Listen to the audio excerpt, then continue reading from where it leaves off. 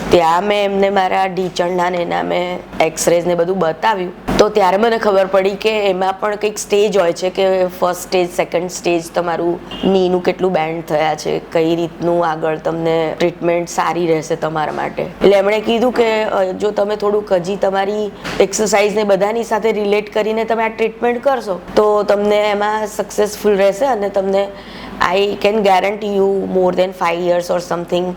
એટલે તમારી હેલ્થ ને તમારી પ્રકૃતિ જે રીતે સપોર્ટ કરી રીતે પણ 5-10 years સુધી મને એવું લાગે છે, એવું એમણે કીધું. એટલે મને થોડો હોપ વધારે મળ્યો કે આ ટ્રીટમેન્ટથી મને એક સારું છેક મારે ટોટલ ની રિપ્લેસમેન્ટ સુધી નહીં જવું પડે એવું મને લાગ્યું.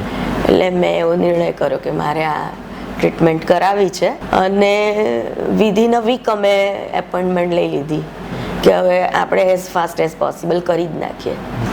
કારણ કે મને એ વખતે જ પેઇન વધારે હતું એટલે એમણે મને કીધું કે જ્યાં જ્યાં પેઇન છે ને આ બધું રિલીફ થઈ જશે તમને. અને હું એના માટે જ વધારે કે મને ચલાય નહીં, આ ક્યાંય જવાય નહીં, વારે ઘડીએ એવું આપણે પાછા પડીએ કે આ પગ ચલાતું નથી એના લીધે આપણે બેસી જઈએ. એટલે પછી અમે તરત અપોઇન્ટમેન્ટ લઈ લીધી.